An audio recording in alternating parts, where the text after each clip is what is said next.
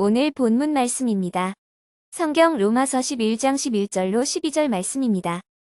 11절 그러므로 내가 말하노니 그들이 넘어지기까지 실족하였느냐 그럴 수 없느니라. 그들이 넘어짐으로 구원이 이방인에게 이르러 이스라엘로 시기나게 함이니라. 12절 그들의 넘어짐이 세상의 풍성함이 되며 그들의 실패가 이방인의 풍성함이 되거든 하물며 그들의 충만함이리요. 아멘. 네, 오늘 이 시간에는 의인이 아니라 죄인을 찾아오신 주님이라는 제목입니다. 예수님이 메시아인 예수님이 이 세상을 오실 때 성공한 사람을 찾아오신 것이 아니라 실패한 사람을 찾아오셨고, 의인을 찾아오신 것이 아니라 죄인을 부르러 오셨고, 건강한 사람을 찾아오신 것이 아니라 병든 자를 찾아오셨다고 성경은 말씀하고 있습니다. 어떤 사람이 어렵게 공무원이 되었어요. 그런데 그만 해고를 당하고야 말았습니다. 이 일, 저 일을 다 해보았지만 신통한 일이 없습니다. 하는 일마다 제대로 되는 일이 없다 보니까 점점 자신감을 잃어버렸어요. 거기다가 왼쪽 손까지 다쳐서 우울한 세월을 보내고 있는데, 설상가상으로 그의 인생에 큰 비극이 찾아왔습니다. 작은 실수를 저지른 것이 그만 감옥까지 가게 되었어요. 그 인생이 참으로 희망이 없어 보입니다. 작은 실수를 해서 감옥까지 가서 난생 처음 겪어본 감옥 생활이 끝장난 인생으로 보였어요. 그런데 그 인생 막장이 그 인생을 새롭게 만드는 조각실이 되었다고 하는 사실입니다. 실패해서 그는 그 인생이 막장에서 그렇게 새롭게 시작하는 새로운 인생을 만들어냈어요. 그는 감옥에서 글을 쓰기 시작을 했습니다. 그때 나이가 52세요. 그의 이름은 세르반테스인데요. 그 책이 바로 세계적으로 널리 알려진 돈키호테라는 책입니다. 그는 실패 속에서 시련으로 거듭되는 정말 고난 속에서 그 인생을 새롭게 꽃을 피웠어요. 내가 지금 넘어진 이 자리가, 내가 지금 실패했다고 생각하는 이 자리가 내 인생을 새롭게 출발할 수 있는 최상의 기회가 될 수도 있다고 하는 사실입니다. 절대로 그리스도인은, 하나님의 자녀는 실망하거나 낙심하지 말아야 돼요. 왜요? 하나님은 없는 데서 풍요롭게 하시고, 실패한 데서 성공하게 하시고, 넘어진 데서 일으켜 세워주시고, 약한 자를 들어서 강하게 하시는 하나님의 섭리가 있기 때문에 오직 믿음으로, 믿음의 끈을 놓지 않는 자에게는 정말로 하나님께서는 반드시 승리하게 하신다고 약속을 하셨어요. 내가 넘어져 있는 이 자리가 바로 지금 내 인생을 새롭게 하는, 내 인생을 새롭게 출발하는 최고의 기회가 된다는 말씀입니다. 이 세상에 아무리 완벽한 이론이 있어도 현실과는 다릅니다. 아무리 완벽한 계획을 세웠을지라도 실제와는 맞지 않습니다. 인간은 실패할 수밖에 없는 존재예요. 연약하고 부족하고 어리석은 존재이기 때문에 실패 속에서, 실수 속에서 우리는 성공으로 가는 거듭나게 된다는 그런 말씀이세요. 인간은 실패를 경험할 수밖에 없는 것이 우리 인간이에요. 누가 실패하고 싶어서 실패합니까? 누가 잘못되고 싶어서 잘못된 사람은 이 세상에 아무도 없어요. 그래서 첫째로 실패 없는 인생은 없습니다. 안전한 인간은 없다는 그런 말씀이에요.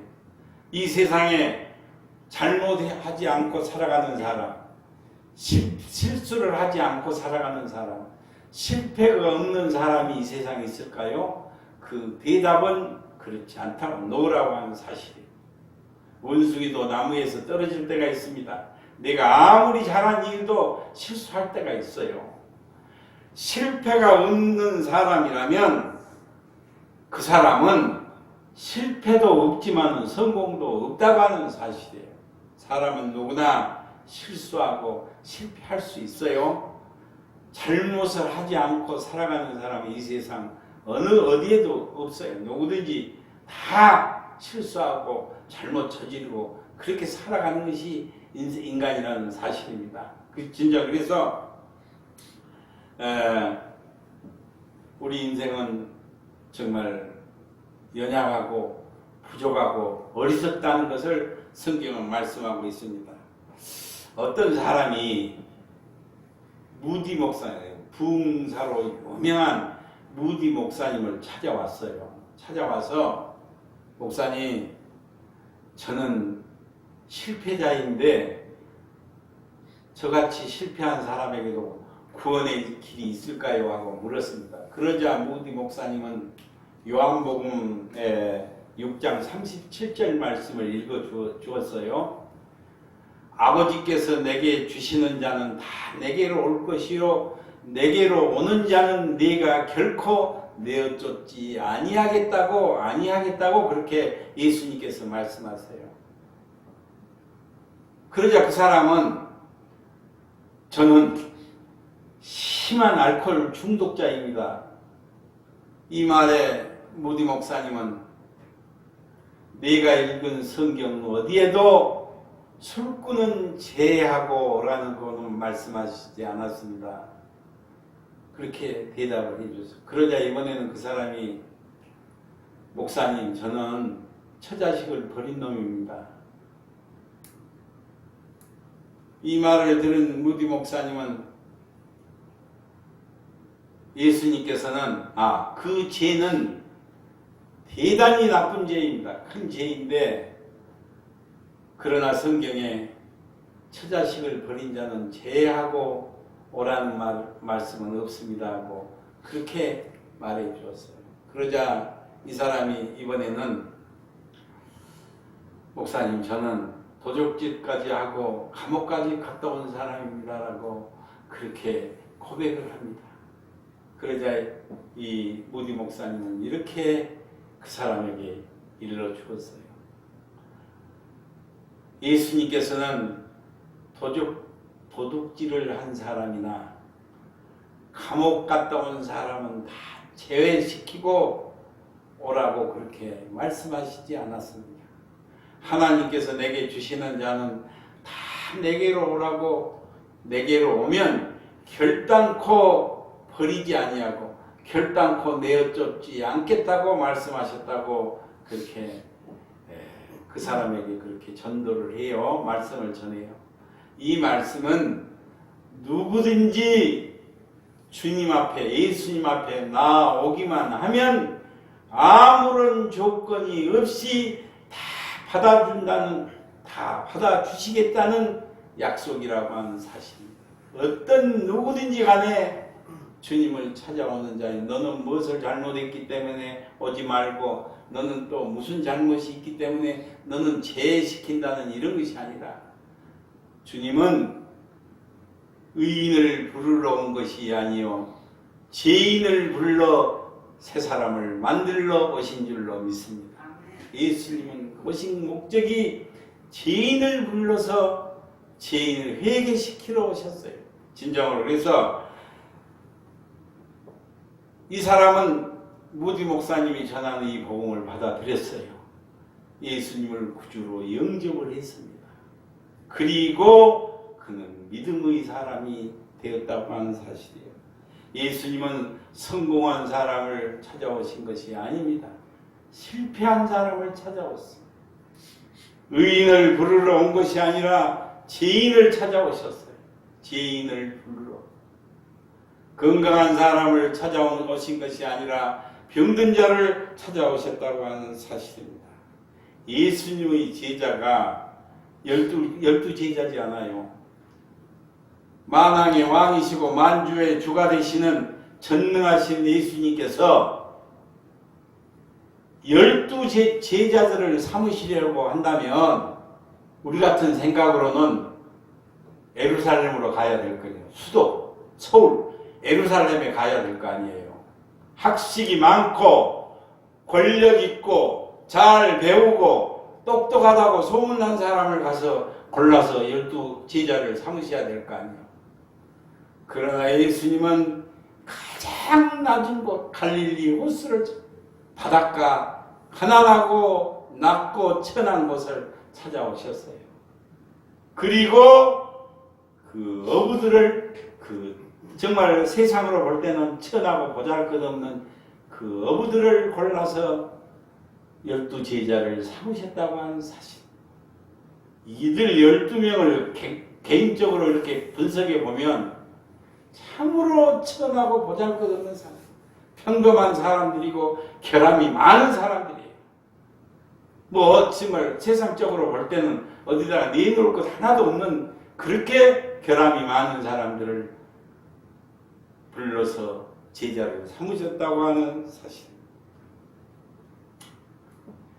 우리가 예수님을 좋아하는 이유는, 주님을 우리가 좋아하는 이유는 부족한 나를 받아주시기 때문이라는 사실. 흠 많고 죄가 많고 실수가 많은 나를 우리 주님께서는 다 용서하시고 받아주셨기 때문에 정말 그분의 사랑에 우리는 감사가 나와야 됩니다. 누가복음에 보면 탕자의 비유가 나오는데요. 아버지를 졸라서 재산을 타내잖아요. 아버지의 재산을 가지고 멀리 갑니다. 가서 호랑방탕한 삶을 살고 그 재산을 다 탕진해버려요. 그리고는 거지 신세가 되어서 아버지 집으로 돌아와. 이 돌아왔다는 것 이 한 가지만으로 다 용서해 주시고 버선발로 뛰어나와서 끌어안고 입맞추는 사랑 때문이라는 사실. 돌아왔다는 것 이 한 가지만으로 아버지는 한없는 사랑을 베풀어. 주님의 사랑이 이런 사랑이에요.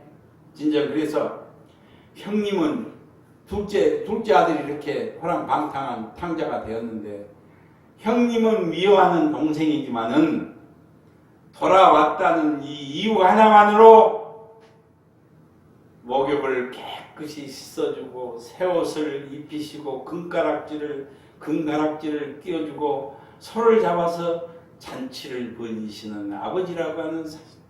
하나님의 사랑이 이런 사랑인 줄로 믿습니다. 실패한 인생이 하나님께로 돌아왔을 때, 하나님 주님 품에 돌아왔을 때 새로운 인생이 시작이 된다는 말씀이에요. 하나님께로 돌아올 때만이 자신의 실수가 무엇인지, 자기의 약점이 무엇인지를 안다는 것입니다. 하나님께 돌아올 때만이 내 생각이 얼마나 모자랐는가를, 부족한가를, 내가 얼마나 잘못된 생각을 했는가를 깨닫게 된다는 말씀입니다. 부족하고 어리석고 연약한 존재라는 것을 깨닫게 된다는 사실입니다. 그것이 바로 주님 품에 돌아왔을 때만이 그렇다는 사실이에요. 두 번째는 이스라엘도 넘어졌어요. 선민 이스라엘 아닙니까? 하나님께서 특별히 택한 백성이 얼마나 축복받은 민족입니까? 그러나 그 민족이 메시아를 죽인 사람을 죽였어요. 그러나 그 민족이 하나님을 가장 잘 믿는다는 그 민족이 선민 이스라엘, 그들도 넘어졌다고 하는, 그들도 실수했다고 하는, 그들도 실패했다고 하는 사실입니다. 이스라엘이 넘어진 것은 예수님 때문에 넘어졌어요. 예수님을 너무나 잘 알았다는 그 이유로, 너무나 예수님을 잘 알았기 때문에 오히려 그것이 예수님을 믿지 못하는 원인이 되었다고 하는 사실. 예수님을 너무나 잘 알았어요. 어디서 출생을 하고 어디서 자라고 어떻게 다 알았잖아요. 그것이 그들로 하여금 예수님을 믿지 못하게 하는 원인이 되었어요. 선지자가 자기 고향에서 선지자 대접을 받지 못하게 된 것입니다. 예수님이 하나님의 아들이라는 이것을 그들은 도저히 이해할 수가 없어요. 그들이 볼 때는 예수님은 요셉과 마리아의 아들로 태어나서 자란 사람에 불과했어요. 목수인 요셉의 아들에 불과했다고 하는 사실입니다. 예수님이 하나님의 아들이라고 말씀을 하실 때 이스라엘 사람들은 화가 났어요. 그분이 인류의 모든 죄를 다 짊어지시고 십자가에 죽으셨다는 말에 그들은 넘어지고야 말았습니다. 걸려서 넘어지고야 오늘 본문 말씀 11절에 보니까요. 그러므로 내가 말하노니 그들이 넘어지기까지 실족하였느냐? 그럴 수 없느니라. 그들이 넘어짐으로 구원이 이방인에게 이르러 그들로 식인하게 했다고 했어요. 이스라엘 백성들이 이스라엘이 복음을 받아들이지 아니함으로 그 복음이 이방인에게 넘어갔다. 온 천하 만방에 넘어갔다는 그런 말씀이에요. 베드로는 예수님의 수석 제자인 수제자인 베드로는 참으로 약점투성이요. 따라서 결점이 많은 실패가 많은 사람입니다. 실수가 많은 사람, 안 배간 사람이 없다는 그런 말씀이에요. 그야말로 갈릴리 호수와 같습니다. 잔잔하고 평온하다가도 갑자기 그냥 노도 강풍이 일어나요. 이 베드로 성격이 그랬잖아요. 그래서 베드로의 실수, 베드로의 실패를 경험하게 되는데요. 베드로의 성격도 그렇습니다. 천방지축이고 정말 변화무쌍한 갈릴리 호수와 같습니다. 베드로는 칭찬도 최고로 받았지만은 야단과 책망도 최고로 받은 사람이 이 베드로예요. 예수님께서 제자들의 발을 씻겨주실 때 안 된다고 거절한 사람, 어떻게 선생님이, 어떻게 주님이 제 발을 씻기실 수가 있느냐고 그렇게 말했어요. 그러나 요한복음 13장 8절에 보니까 예수님께서 이렇게 말씀하시잖아요. 네가 너를 씻기지 아니하면 너가 나와 아무 상관이 없느니라고 그렇게 예수님께서 말씀을 하세요. 그러자 이제는 주님 목욕까지 시켜주세요 하고 나선 사람이 바로 이 베드로입니다. 베드로는 문제투성이었습니다. 실수하고 실패를 거듭하게 됩니다. 그러나 그가 예수님을 만나서 변하여 새 사람이 되었다고 하는 사실. 시몬을, 원래 이름이 시몬이었어요. 시몬을 베드로로 만들어 주셨습니다. 문제가 많은 것이, 문제는 실수가 많은 것이 문제가 아니라, 문제는 실패가 많은 것이 문제가 아니라 변하지 않는 것이 큰 문제라고 하는 사실. 하나님의 자녀는 날로 변해야 됩니다. 한꺼번에는 안 될 망정 조금씩이라도 변화되는 것이, 그것이 바로 가장 큰 축복이라는 사실입니다. 진정으로 베드로는 변화되었어요. 그래서 그렇게 실수, 약점, 실패, 온갖 나쁜 것은 다 가지고 있는 사람이, 그러나 주님 안에서 날로 날로 변했다고 하는 사실이에요. 거칠고 모나고 볼품없는 원석 같은 그가 갈고 닦아서 보석으로 변했다고 하는 사람. 정말로 진주 같은 보석이 된 사람이 베드로입니다. 깨어지고 부서지고 철저히 가루가 되었어요. 베드로는 중심이 변했다고 하는 말씀입니다. 변해야 쓸 수가 있습니다. 변해야 은혜 받고 능력 받고 축복받습니다. 베드로는 성령 충만함으로 변했다고 하는 사실. 하나님이 지배하는 사람, 하나님께 순종하는 사람이 바로 이 베드로였어요. 세 번째는 패자 부활전도 있어요. 패자는 그대로 망하고 그대로 실패한 것이 아니라 하나님 앞에는 패자 부활전이 반드시 있다고 하는 말씀입니다. 하나님은 패자를 부활시키는 전능하신 패자를 부활시키는 전능하신 코치시고 감독이시라는 사실. 하나님께서는 실패한 사람, 깨어지고 부서진 사람을 불러서 변하게 하시고 새롭게 조립을 해서 쓸만한 도구, 귀하게 쓰임받는 도구로 만드시는 제작자라고 하는 사실. 하나님께서는 사람을 변화시키는데 주력하신다는 이 사실을 성도들은 꼭 기억을 해야 합니다. 하나님은 사람을 변화시키는데 주력을 하십니다. 그러므로 하나님께서 가장 좋아하시는 것은 내가 변화되는 것을 가장 좋아한다는 사실. 우리가 변화될 때에 하나님이 가장 기뻐하시고 좋아하세요. 왜요? 그것에 주목하시고 그것에 주력하시기 때문에 그렇습니다. 하나님은 패자를 부활시키시는 전능하신 분이십니다. 하나님의 방법에 의해서만이 사람을 변화시켰어요. 그 방법은 어려운 문제에 부딪히게 해서 어려운 문제를 만나게 해서 깨어질 것은 깨어지게 하시고 약한 것을 강하게 만드시는 하나님의 섭리가 들어있다고 하는 사실. 미국이 낳은 위대한 문학가 중에서 오코너라는 이 작가가 있어요. 그녀는 39세의 나이로 세상을 떠났습니다.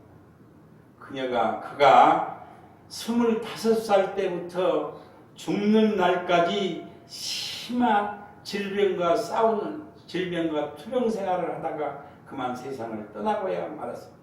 세상적인 눈으로 볼 때는, 인간적인 눈으로 볼 때는 실패했잖아요. 젊은 나이에 이 25부터 심한 질병과 싸우다가 죽는 그 순간까지 싸우다가 39살, 39세를 이르기로 해서 세상을 떠났으니까 참으로 그렇잖아요. 그러나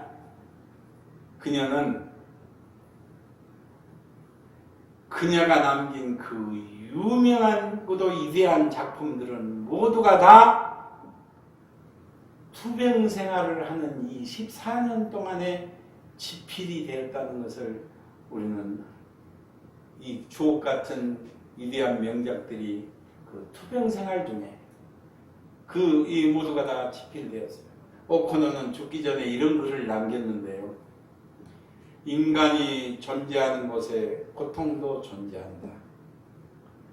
그러니까 내가 존재하는 곳에 고통도 존재했다. 아픔이란 인간이 사는 한 장소이다. 그러나 나의 아픔은 유럽을 여행한 것보다 훨씬 더 많은 것을 나에게 가르쳐 주었다. 나의 괴로움은 죽음을 준비하게 하였고 나의 아픔은 영원한 세계를 준비하는 계기가 되었다고 그렇게 고백을 했어요. 인간이 존재하는 곳에 고통도 존재한다고 그렇게 고백을 했습니다. 고통은 순금을 생산하기 위한 용광로라고 성경은 그렇게 말씀하고 있어요. 시편 119편 67절에 보니까요. 고난당하기 전에는 내가 그릇 행하였더니 이제는 주의 말씀을 지키나이다라고 그렇게 말씀을 노래를 하고 있어요. 고백을 하고 있어요.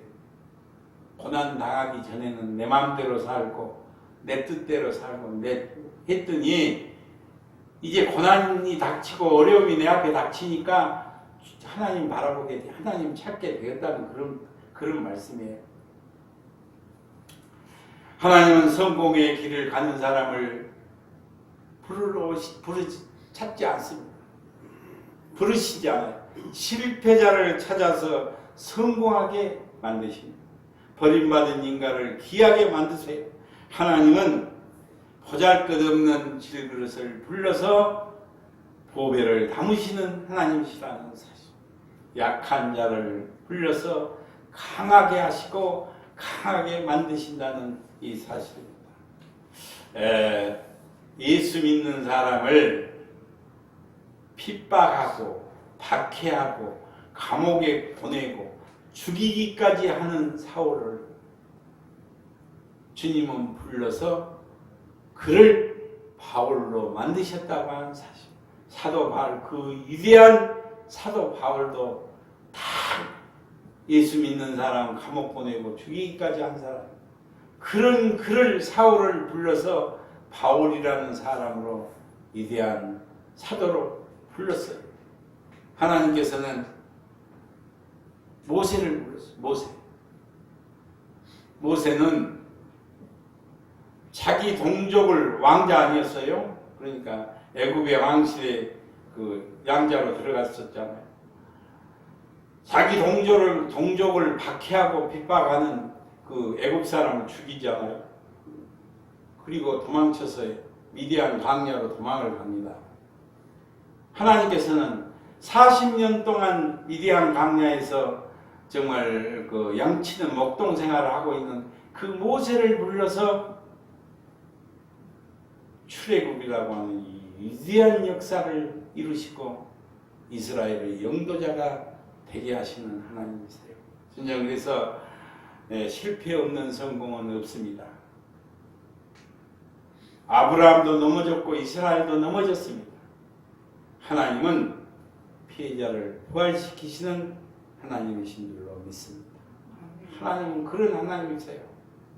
강하고 잘 나가고 내 힘으로 내가 할 수 있다고 생각하는 그런 사람을 찾으신 것이 아니라 전적으로 주님 바라보고 주님 저를 인도해 주세요. 저를 붙들어 주세요. 주님 앞에 모든 것을 다 내려놓는 사람을 주님은 불러서 강하게 하고 귀하게 하신다는 그런 말씀이에요. 조개가 진주를 만드는 데는 5년에서 10년이 걸려요. 진주는 조개 속에 이물질이 들어왔을 때 그 쓰리고 아픈 고통의 자극을 받아서 진주 속에서 생기는 분비물질로 만들어지는 것이 진주예요. 아픔과 고통을 견뎌내기 위해서 조개는 자동적으로 낙하라는 이물질을 생산을 해서 그 쓰리고 아픈 것을 감싸기 시작을 해요. 분비물로. 그 감싸고 또 감싸고 또 감싸서 만들어지는 것이 그것이 영롱한 진주가 된다고 하는 거예요. 하나의 진주를 만들어내기 위해서 생산하기 위해서 조개는 10년 동안 이물질과의 싸움에서는 고통을 감내를 합니다. 이 진주를 생산하기 위해서. 오늘날 우리들도 마찬가지입니다. 진정으로 하나님은 죄인을 부르러 오셨어요. 하나님은 실패한 사람을 부르십니다.